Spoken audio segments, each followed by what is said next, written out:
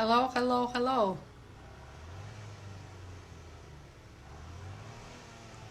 Hi, hi, hi, guys. Hi, so nice to see you. Please come in. Let me know how you hear me, how you see me. My dear friends, it's a big pleasure for me to introduce you to a great friend of mine. Uh, Fantastic, beautiful, smart woman. Hi, guys. Come in, join. Tatyana Begun. She's not only a great friend, she's a life coach, she's a successful travel blogger, she's a host of numerous retreats and workshops, and she's an author, a great new book, The Gift of Your Divorce. She's here, and I'm going to invite her to come in. Give me just 1 second. Now you can just look at the cover of I definitely recommend to read. Very easy to read. My daughter, my 20 years old daughter, read it. Hi, darling. My daughter read it within 1 day. Can you hear Hello, me? my dear. Can you Wonderful. hear I me? hear you wonderful. Perfect. Okay. So Well, nice to see you. nice to see you. I don't have as much sun on the East Coast as you have, obviously, in LA. I But do. I didn't even notice it anymore. I but don't notice any accents anymore. You know, you like me. We've both been traveling quite a lot in our lives, so yeah, everything is mixed by now. yes. Um, so we have a lot of people joining us. Hi guys, thank you so much for joining, and let's start. Let's start.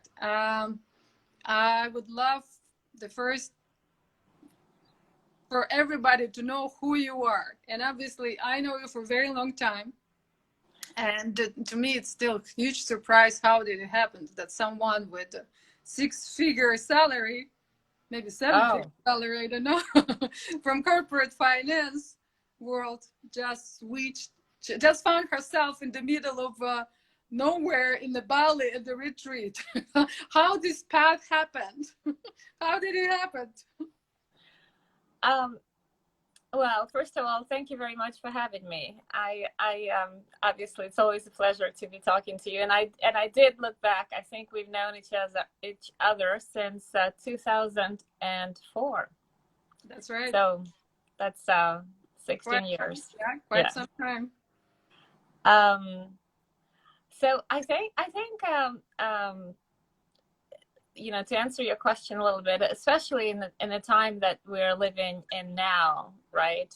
I Mm-hmm. think if somebody were to tell you today that they left their corporate career and went off and started No, that's the thing. You know, traveling, that's I probably remember what everybody is doing now. that. No, I didn't think so. Not that Yeah. much.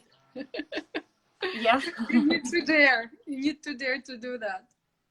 um but so I think what happens is that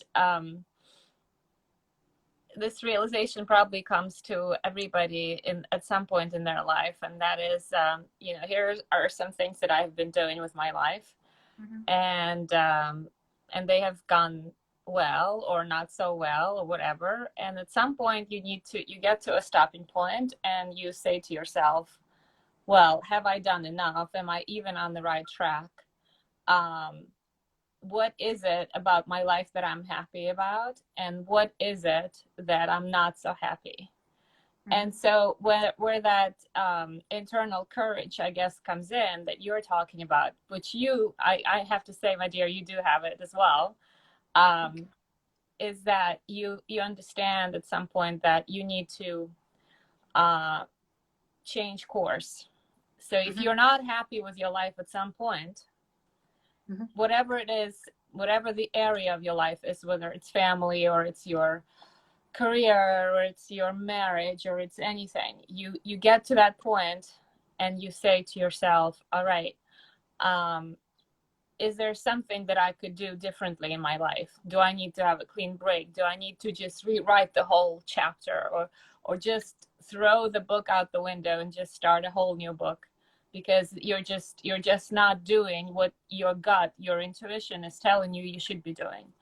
And then, of course, we could talk about the fact that some people are very much in touch with their intuition. And I think people on the West Coast tend to be a lot more in touch with their intuition than everywhere else in the. But no, that's just a cliche. Sorry, it's a stereotype. But I think No, but it's true. It's very true. It's something about weather. It's about style of life. It is different. It's completely different. So people can be more. They less mute towards the surroundings, because it's like living in New York or big cities. You're just running after your carrot. Yeah. Oh, you can. Yeah, I think probably, you know, especially for women, we probably do hear those voices, the little voice. As I say in my book, it's your internal voice, your inner child, whatever that is saying something. But because our intellects are such enormously dominating machines, and you know, our minds are the only things that we tend to think of as real. We don't let that voice ever really come out. So I think what has happened to me is that I was at a weak point in my life where things were just not necessarily happening in the way that I would have liked them to do, to have had happen. And then I said, all right, well, there has to be another way. And I've seen people like yourself, for example, which are not attached to, you know, their little bourgeois middle class lifestyle, you know, your little, you know, family nest with your little house and your little car and, you know, whatever. It's so at that point, I think, at that point, what happened to me is I said, all right, I am, I have to figure everything out again. And so it wasn't necessarily a clean break, but you know, it did coincide with a change in my career. It coincided with the fact that I got separated and then got divorced from my husband, and then I was, you know, living just outside of Paris in Saint-Germain-en-Laye, which you haven't come to visit me there, but we met in Paris when I was going through that time, and it, you know, I was whatever, I was not in a good place. So anyway, so yeah, so I just took off, and then I thought that I would never. What was going through your head? Because I know that for a lot of people, it's very hard to do this first step. What made you to just like, okay, I'm doing it, that's enough? What was the last drop? What was going through your head? What you were like, I'm scared, how I'm gonna leave, I'm used to that. I'm like, he's been my husband for how long? We've been together? 20 years? No, less. Right? Less. Well, I mean, I still feel like he's he's still He still has it? Really? You still have that? Well, because I have the kids with him, right? So he's always there. But, okay. In a way. No, for 17 years or something like that. But you know, the interesting point was that I don't know if I told you this, but when we got divorced in Versailles, right outside of Paris, and so it was a French divorce system. Yeah, it was kind of weird, and we walked out of the tribunal. This is how you get divorced, and they have these judges that wear the wigs and wear the capes. And the lady who was a judge, she was a woman, and she was, you know, talking to us, and then and our lawyers were sitting there, and we signed the papers, and it was done, and she said, well, right now, ladies and gentlemen, you could, she to me and him, saying that within 24 hours, this will be filed with the state, and you can marry. Within 24 hours, you're welcome to marry somebody else. You're free to marry somebody else.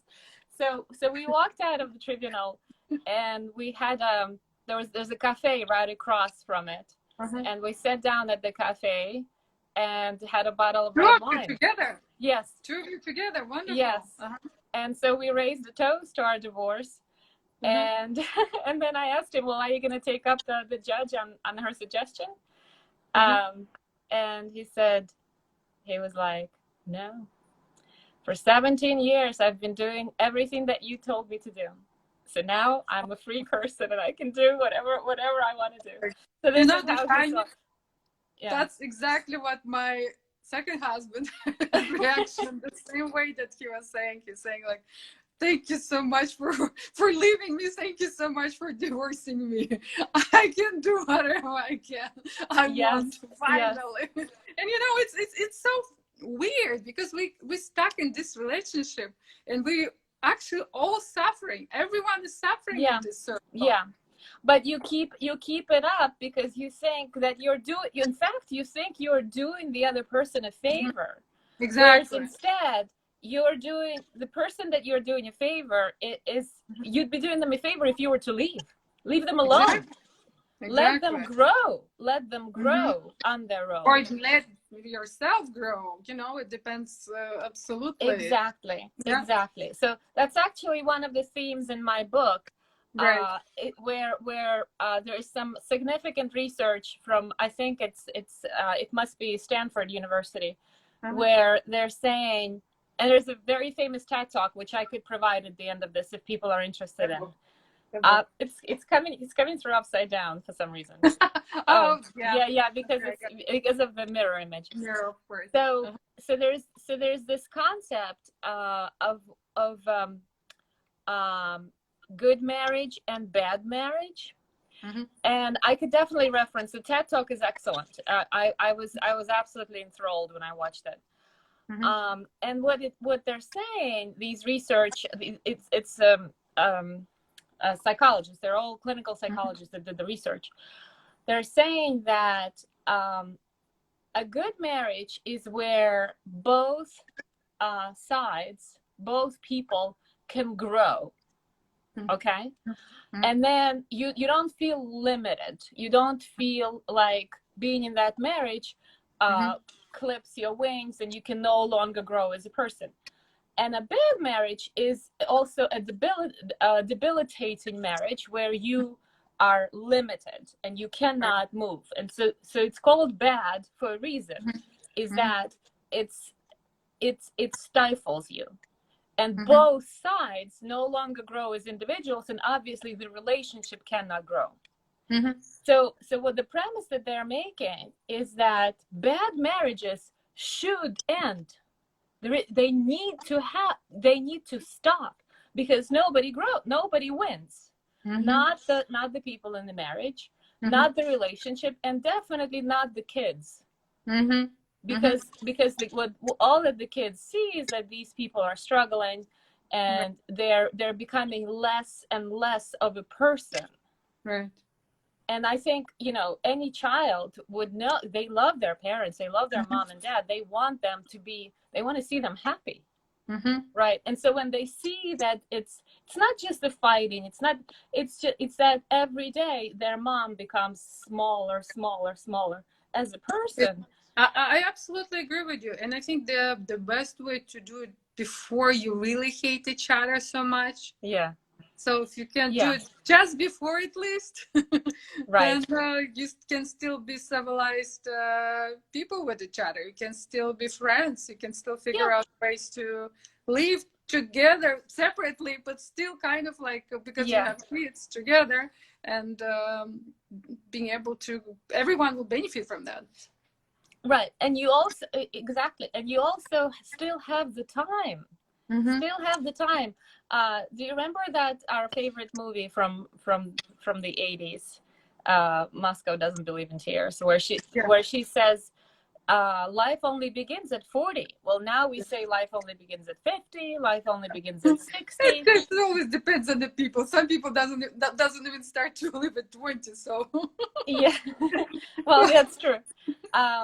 And so I think what I'm trying to say here with this book is that life begins after your divorce. Why? because you're now free. You don't have that weight of, one, the responsibility of keeping that relationship alive. That could be a full-time job. I mean, for me it was. Absolutely. Yeah. And because you feel, for whatever reason, you've brainwashed yourself into thinking that this has to be kept intact. Right. And so once you release yourself from those ties and those duties, as this kind of a steward of the ship, and the ship is this marriage that absolutely has to, it's an unsinkable no matter what. Well, yeah, well, I think of mine as a Titanic. Let it go down, let it go down. It went down, thank God. I survived, and now I'm free to do whatever. And he survived too, what is great. Both of you survived. Kids are great. Yes, we did. So when it happened, did you have to go through some kind of therapy? Did you have to reinvent yourself? What happened? Well, my therapy, to me, you were always very spiritually developed, very open to the world, and never was afraid to challenges. So I want to hear from you. How did you go through this? How did you move further? Yeah, well, excellent question. But so I think, you know, when I was writing this book, at some point halfway through, so the first part of the book is about trying to figure out what to do after divorce, and the second part is the positive spin on the divorce, loosely. But this is how your mindset should kind of work as well if you're going through something like this, is that first you stop and you say, okay, this is a failure, and then you say, is it really a failure? Right? And then you start to say, all right, well, there are obviously a number of great things that came out of this. And then you start listing them out. And then I think I haven't met, I mean, I've been traveling throughout the world for the last 5-6 years like crazy. And I haven't met anybody who's gone through something similar who hasn't turned to spiritual work after their divorce. Both men and women. Everybody, this is a normal path, because it forces you to look back at your life and to understand. And it's also because, I mean, you and I talked about this. It's because it hurts you in a very vulnerable spot. It's because it's about love, right? So you are accepted or not accepted as you are. Yeah. And so, you know, it brings you to all of the, you know, work with the chakras, and because it deals with your identity, deals with, well, can I even, you know, be loved? Can, you know, if somebody, because it hurts exactly in the central spot of your being. Right. Your sense of who you are and your ability to love and receive love. So, and it's in the same time it hits you this in the head as well. Yeah. You know, your self dignity feelings, like how did I mistake like that? How did I do mistake like that? How did it happen? Why can I trust you? So there's like tons of problems happening right there. And obviously, usually you start blaming usually, like, depends on the people, of course, but people start blaming themselves or they blame the others. There is a lot of blame happening. Right. So I guess my question is, just by spirituality you were able to get out of it, or you needed real help from physical person? Well, a lot of the spiritual workshops obviously have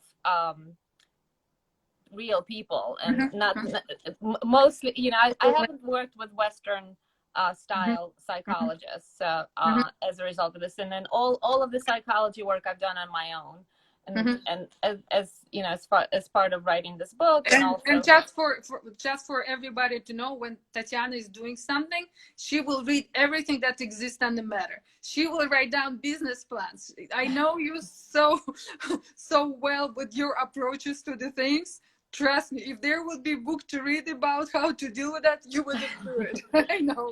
Well, you know, knowledge is power, right? So it's important to arm yourself with all of these tools if you're really trying to understand the problem, and like I said, I try to stay away from using the word failure in this context, but you know, you can't help yourself, because when you tell somebody you're divorced, people look at you with pity and interest, and they say, what happened, right? Yeah. So Yeah. the society looks at it as a very negative, it's got a negative connotation, Right.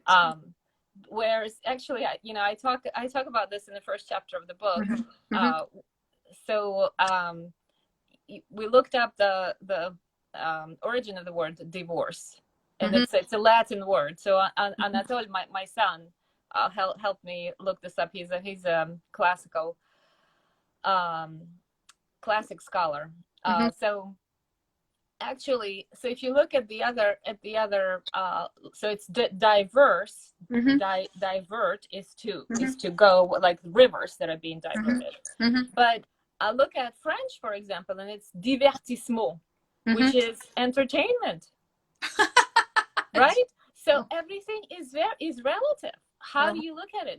Is it really such an ugly word, this divorce? What I want, you know, what I want women to get after they have read this book is that this is not a negative.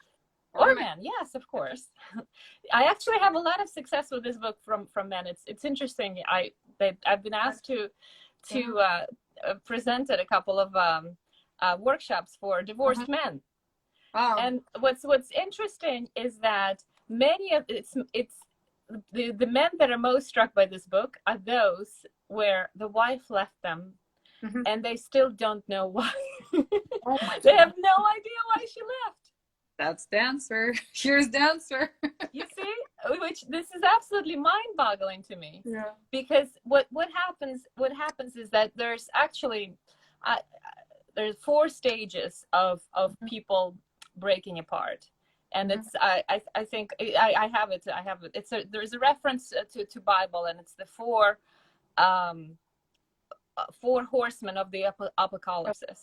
So they see there's a caption in the Bible where they see these horsemen appearing in the distance, and they know that the end of the world is coming. So it's famine, it's war, it's destruction, and then it's death. Right. So they're the same 4 horsemen. This is all American psychology. I love it. Go ahead. They're the same 4 horsemen that also can predict divorce with a very good degree of certainty. So one would be the first 2 would be indifference and contempt. When your partner is speaking and you're like, oh, you don't know what you're saying. Or contempt is when you're saying, oh, you know, this you're nothing. What right do you have to have an opinion? So when you do this kind of a public contempt for your partner, this is a beginning of kind of then there is the resentment. One of the horsemen is a resentment, where everything that they say, this criticism, you take it like, oh my God, you know, why are you criticizing me all the time? And then the last horseman, which is the death horseman from the Bible, it's called stonewalling. This is when you don't hear the other person anymore. You don't want to see them. You don't want to hear them. You create this stone wall around you, and you don't talk. Yeah. And so that is, and at that point, that's right. Yeah. You know, this relationship is no longer worthy of being saved. You should just go. And so what I want, you know, what I want hopefully for people to see is that once you get to that point, you know, it's best for both of yourselves to just leave, to just go. Yeah. And the worst thing that you could do is to stay in that kind of a stone-walled marriage or relationship for years. And so going back to these men that don't understand what happened, that the woman has been stonewalling them for years. So she stopped communicating.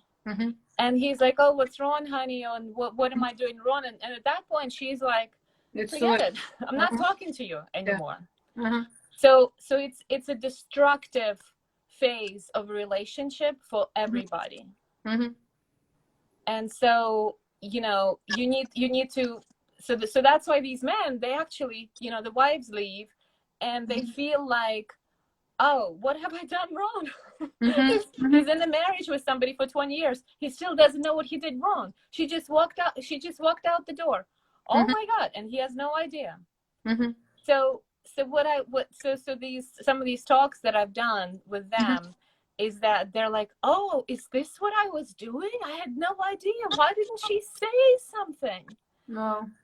So, so this book, some of these men have told me that they, once they've read this book, they felt like they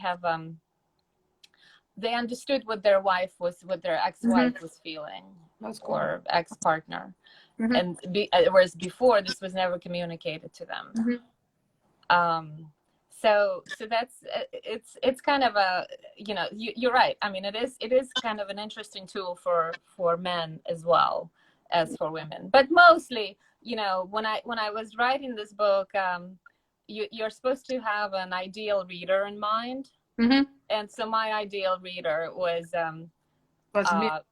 it was it was you. Was me. Somebody like you. Yeah. So my ideal reader was a 40-something woman who, intellectual, professionally accomplished, and she gets to a certain point in her life, and she has kids with her ex, and she gets to a point in her life where she feels like whatever her agenda was up to that point,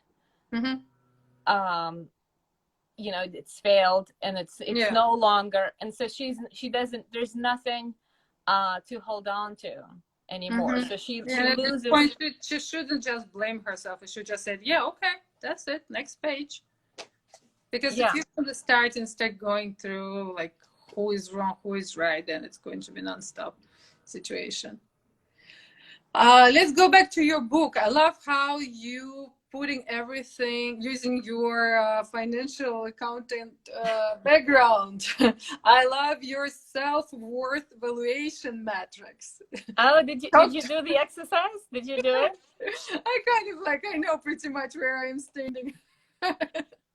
If you can believe it, I used you as a model for that. Okay, again. I did, because I've known Tatyana is my dear friend for many years, as we said before, and as you could see that she's an absolutely beautiful, incredibly accomplished person. Thank you. Yeah, it's not about me, it's about you today. and you have also, the last we've been out of touch for a few years, and now I've seen all this amazing spiritual work that you've done on yourself, and so you did a completely just an incredible amount of progress and advancement in the spiritual realm. So your whole personality is now full of that additional layer, and that's fantastic. Thank you. And so what I'm doing with this matrix is that I'm trying to tell these girls, it's mostly women, is that what happens to you when you're done with a long-term relationship like this, is that you usually start feeling your self-esteem goes down. You're like, well, he left me, or I left him, or I'm no longer. Either way, and you just you feel lost for a moment. You feel destabilized, and you feel lost. And what that matrix is supposed to do, it's supposed to remind you of all of the amazing things that you have going for yourself, other than the marriage. And these things, and so I go through all these different things. So it could be as simple as, you still have your looks, for example, right? And this is the external, and we assign some kind of a coefficient, a multiple to that. And this is not something you had to work for, but you still have it, or I guess in some cases you do, right, for your body, etc. Then you have your education, then you have your family values. You could be coming from a fantastic family, and you've been given so much by them. You've been nurtured. So this is what you've got inside you. It's not in nothing. It's not, this is amazing. Your life experiences is a big asset. So I call the system is the assets and liabilities. So this is a plus in your, if you were to look at your assets, everything that you've got as a basket, right, you know, where you're going to put your eggs, right? You've got a lot of eggs if you really look at your life objectively. And again, you could have family support. You could have amazing education, like you have, for example, right? So your starting foundation, because you had such a strong starting foundation because of your upbringing and where you came from, and the cultural values. And for some people it could be religion, for some people it could be the spirituality quest. And all of that gives you a very strong layer of that support. You don't have to feel lost. Right. You don't need to be saved. You are already on very good ground. No, definitely. I think your matrix is definitely helping. Just look at that from like almost mathematical perspective of you. Yes. In order to reconstruct your own self-esteem. Exactly. Because and the interest, everyone is hit by this, like you say in your book, hurricane divorce. That's painful. In order to stand up, everyone will need time, and I think it's a really great first step to put yourself out of this situation, of this misery, actually. Right. Yeah. So before we get, well, let me just talk about the liability side. And this is actually, you know, that matrix, it's interesting that you picked up, and this is where the book idea came from. It was all going to be, it's really all about that chapter. So everything else kind of grew out of it, but it was that idea.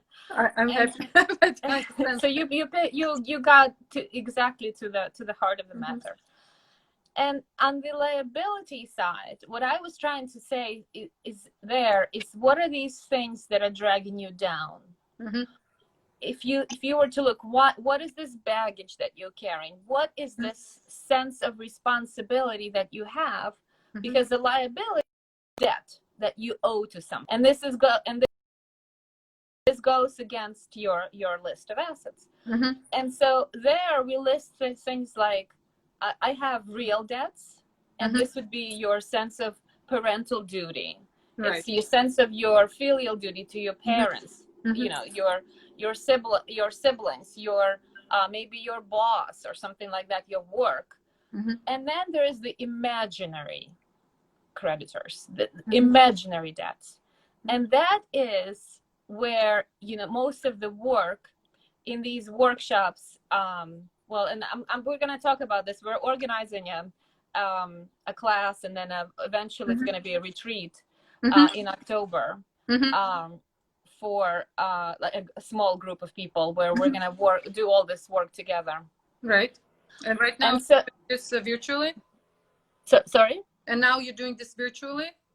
You're going to do it virtually in the beginning? Yeah. It's going to be like a six lesson series, and we're gonna kind of go through all the exercises and work with the book, and each chapter of the book is going to be a class, like and then after that it's going to be a live workshop where, you know, we're gonna get together and at a retreat, and we're gonna go through this. And if anybody on this call are interested in this, we'll give the information at the end. But so the imaginary creditors are, you think you owe a debt to, let's say, society. Let's take an example of your career, right? So in my case, this was the case. You went to college, you graduated, you have some kind of you ended up in some profession that you detest. But you're not happy with it. Why do you stay in that job? You stay because you feel that you owe it to somebody, to someone, to society, to your whoever helped you with that decision. You owe somebody this debt of being faithful to that decision that you made God knows how long ago. Well, that's not, you need to get away from that mindset. Right? Once you understand who you are, you need to understand that you don't owe that to anybody. This is your life. Absolutely. And one of the biggest things that I have there is this this liability called unrealized potential. There's this book that I saw in a bookstore once, and it's, "Oops, I forgot to achieve my potential." That you don't need to buy the book, but I thought it was a great title. For sure. So what happens is this: you're going through life, years go by. You know, you're now 30, 40, 50, whatever, and you still have not done what it is that you were meant to do in this life. Well, that is a debt that you owe to yourself, my dear. Right? So you better start doing something about it, so that realized potential turns into your asset. It doesn't hang as a minus, as a liability on your kind of a virtual self-worth. So, you know, do that. That's a debt that you owe, real debt that you owe to yourself, not your kids, not your parents, not your ex-husband or ex-wife, but this is you. Yeah. So it's in there, that unrealized potential debt is in there, and I talk about it quite a bit. And the whole point of this matrix is to realize that you are worth a lot today. If you feel that you are not, on some points, we can go through all these items step by step and evaluate everything that you think, you know, is wrong with your appearance, with your education, with your career. We could talk about and see whether this should be an asset or a liability for you. And then at the end of the day, we're going to get to a bottom, kind of a bottom equation, and we'll see whether you're a net positive person or a net negative. So you got this like full image, full kind of like a 3D construction of yourself. Now you see like exactly who you are, what you are, and what is next. What is the next step for the healing process? Right. So you'll know exactly which areas you need to work on of your life. And this is obviously a very proactive approach, where you don't wait to go to therapy and you know, you don't spend years trying to figure out what is dragging you down and why you can't be the person that you always wanted to be. No, you go through each item step by step. You know, I'm very mathematical. I like to be constructive, and I like to do things. I'm not going to waste my time just regurgitating the same thing. I want to do concrete steps of what can we do to get you to the best possible. I would even imagine that you will say to yourself, okay, I have 3 days of crying, 2 days of walking. Very concrete. Well, I do have a saying there, which and this is based on experience and talking to all of the other people in these retreats that I've met, is that you give yourself. I send my readers on a procrastination vacation. So before you do anything, you're allowed to just go off to Southeast Asia and like lose yourself for a month. So you treat yourself first, and then you work. Yes. Okay. Yes. I like. But it's very important. This is an internal break. It's an internal meditation space that you need to take yourself to, and I strongly suggest to do this on a solo basis. So not with a girlfriend, not with like somebody from your family. Somebody who's suffering as well. So. Just like two blinds walking. Yeah. You do it on your own, and then hopefully you meet people like yourself, and you need this kind of a reflection. And you know, I've done a couple of trips like that, and one of them is this the Camino trip that I talk about. Mm-hmm. It's a walk, it's a hike, it's a month long Amazing. hike in Pyrenees, and Mm-hmm. starts in France, and you get to Santiago de Compostela, which is the ancient pilgrimage for one of the apostles, so Saint James. Mm-hmm. And it's a fantastic journey that you can do, and you meet a lot of people, especially women, that sit on the side of the road and they cry. Wow. Yeah, from Mm-hmm. all around the world. Mm-hmm. And it really, it gives you that kind of an internal charge. Mm-hmm. And you think it's about the kilometers that you walk, but it's really about the people that you meet. Wow. And so that I'm gonna have a small book on that, because I have kind of And travel. I definitely recommend everyone who's listening us today to read Tatiana's blog, travel blog. It's amazing. I can even smell what you were talking about. It's so beautiful. Oh, the oysters in Britain. Everything, yeah. No, it's amazing. Yeah. So let's go back to techniques. So healing process after divorce. We got the model. We see ourselves perfectly, what we are, what we need, where we want to go.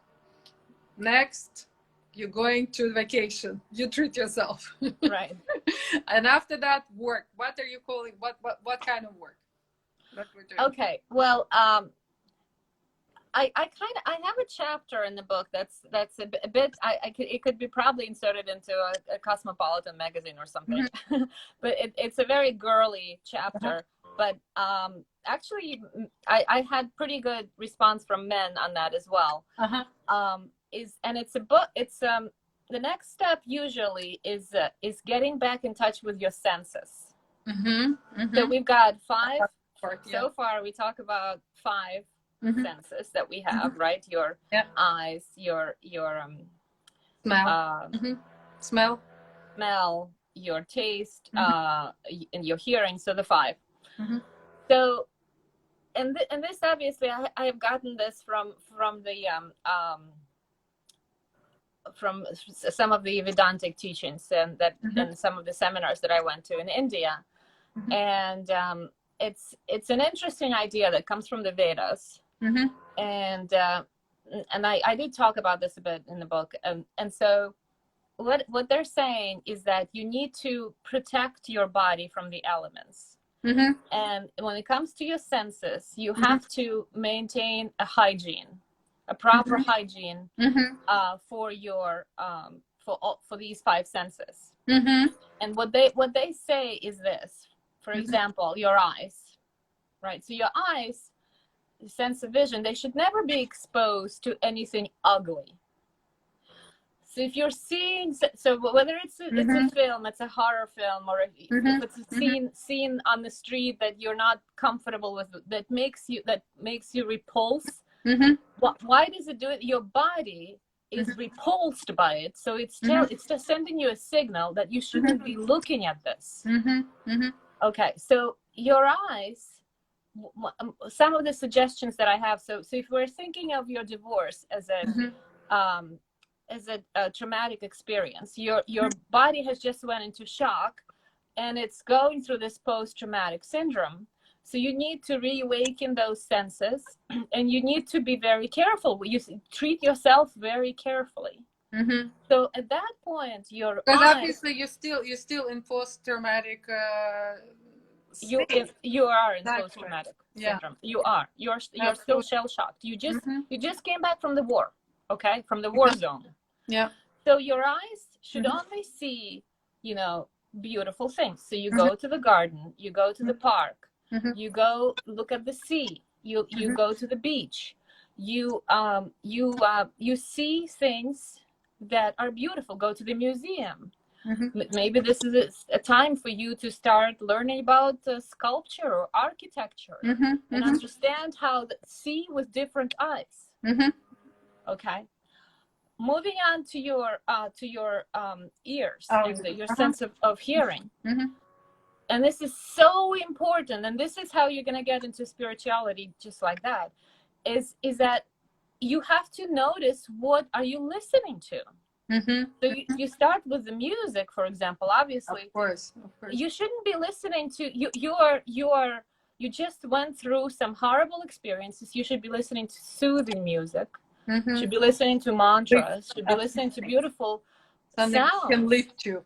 of nature. Yes, that could lift you, as opposed to separate you even more and make you feel like you are detached from this world. And the whole idea of senses, according to the Indian tradition, is that it needs to bring you closer to the feeling of oneness with the universe, not separate you from the universe.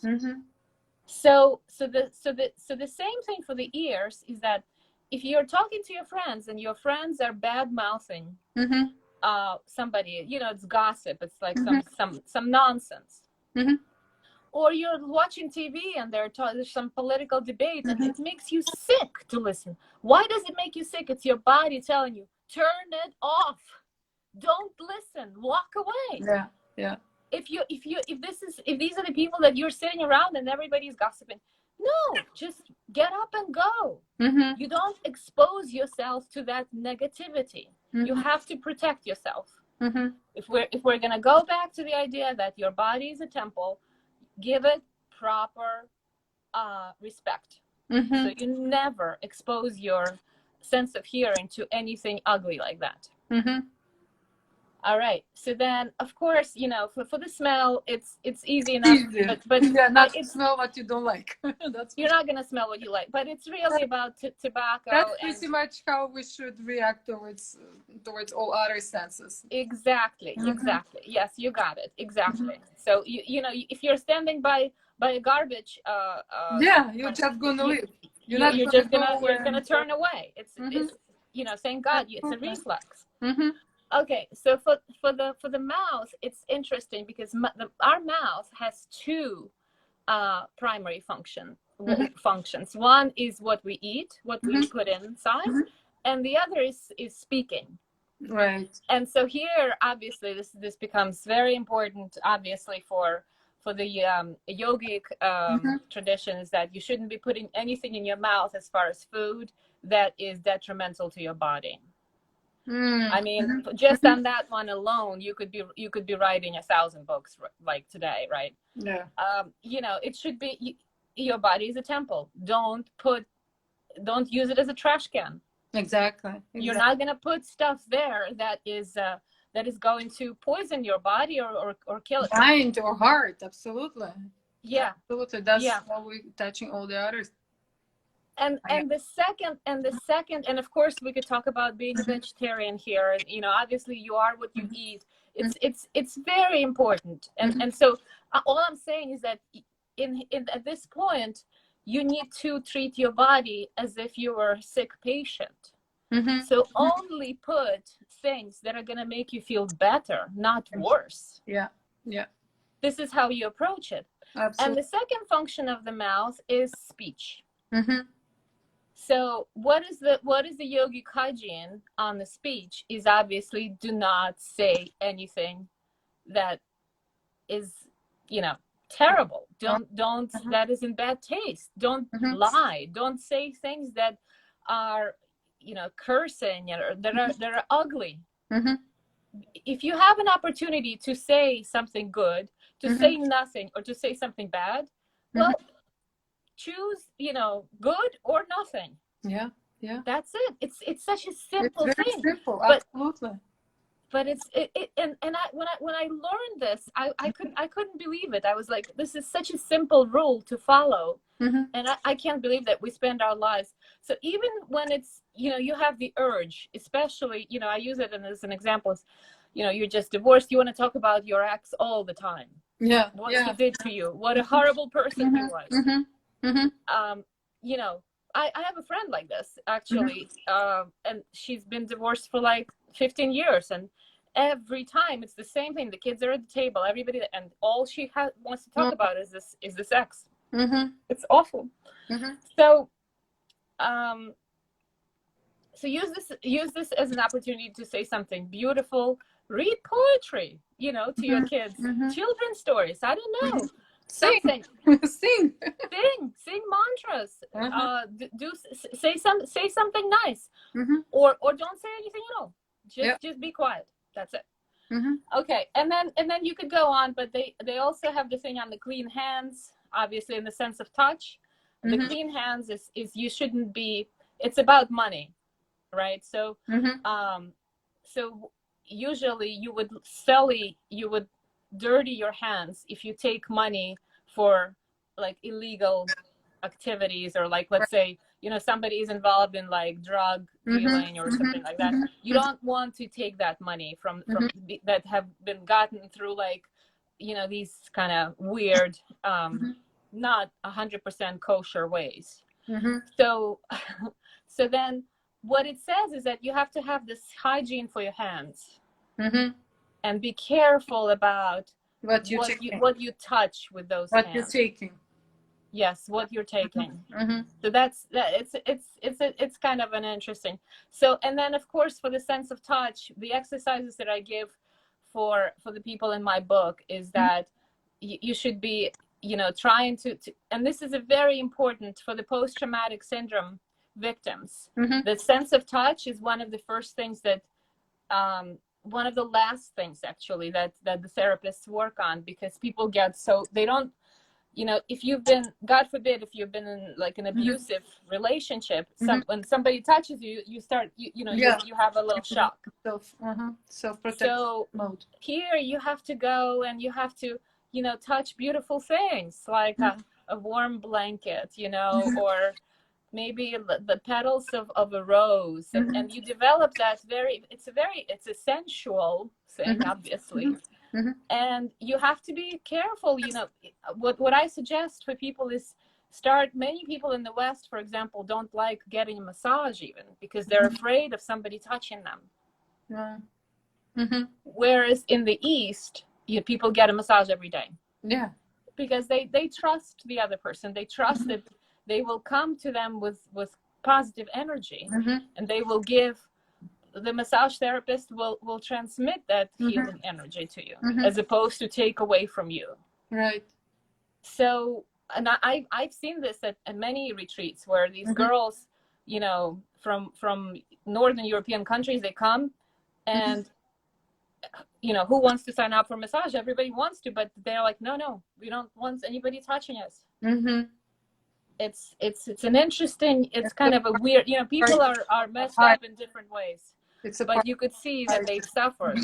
They've suffered, and that sense of touch needs to come back Mm-hmm. into their life. Mm-hmm. And once you've done those basic techniques for awakening your senses, you can then familiarize yourself with your body. So you could start doing yoga and Pilates, and you start feeling your limbs. You start understanding, All of your energy. all of your energies, and then you could go deeper and deeper in the body, and Right. through that you can start discovering who you are. Mm-hmm. So it's a very delicate process that starts with the senses, and then it gets into the layers and layers, and obviously I'm not going to go into the fully Right. spiritual Speaking, aspect. unfortunately, we don't have that much time. I really want to ask you last question, because I can sit with you obviously hours and hours that we used to do many times. But for our viewers, I would love for them to hear that as well. What is next for Tatyana Begun? What is next for you? What is the plan? Do you have a plan? Yeah, this book that I have on my bed table is called Comfortable with Uncertainty. Oh, are we Yes, there? you have to be Are we comfortable there? with uncertainty. I am so happy to hear that. Yes, I know. For you, this is what you've been trying to get me to be like for years and years. Yeah. So I am trying to be comfortable with the uncertainty of where my life will take me. But I do there have is a book. Yes, there are a couple of book projects that I'm working on. Actually, so it was one, but there's a second one oh, sorry, a third one now. Mm-hmm. And you know, one will be on crisis of motherhood. Oh wow, that's a Yes. good one. Okay. Yeah, yeah, yeah. And it's kind of a book for empty nesters, but Mm-hmm. not necessarily. It's just it's sort of a what's next book Mm-hmm. once you've raised your kids Mm-hmm. and again trying to go back and figure out what, The wood. Uh-huh. yeah, what, Mm-hmm. yeah, what it is that you do next. Mm-hmm. And the other one is just the general on your path, just Mm-hmm. Mm-hmm. the path. And you know, and again, my ideal reader is still, it's my audience is mostly women. Mm-hmm. You know, midlife crisis. That, but no, I But guess it would every be reader. great if you would write a book for men explaining what they missed, the question that you didn't dare to ask, and you can tell them about nature of Yeah, woman. yeah, that's true. That could be a separate book. That's right. That's Yeah. right. Yeah, I mean, this book is a bit girly in Uh-huh. that, you know, I like someplace I tell my reader to Mm-hmm. wear, you know, white, Uh-huh. because it lifts your energy, right? Right. And so Uh-huh. white dresses, and it's a sign Mm-hmm. of purity, Mm-hmm. and it's also a And good for like for, karma yes, for the energy. heart to, yeah, for the, Yes. and so yeah, I should probably do something for men that's like that. Mm-hmm. But it's So, like, we have like really like 2 minutes. Just want to yeah, talk the book, The Gift of Your Divorce, where we can buy it. you can order it on Amazon. Mm-hmm. Please, we could send a link. Mm-hmm. And there's an audiobook that's coming out soon as well, in the next week or so. Super. But for now, there's the ebook and the paperback. Mm-hmm. And then we can also sign. We're gonna create this invite for the workshop that's starting Mm-hmm. So as well in a follow couple of weeks. Tatyana's page. You see her info on my page. Follow her, see what she's doing, read her blog. Stay with us. Thank Thank you. you so much for watching. Thank you so much for coming. Thank you. Namaste. Namaste. Pleasure.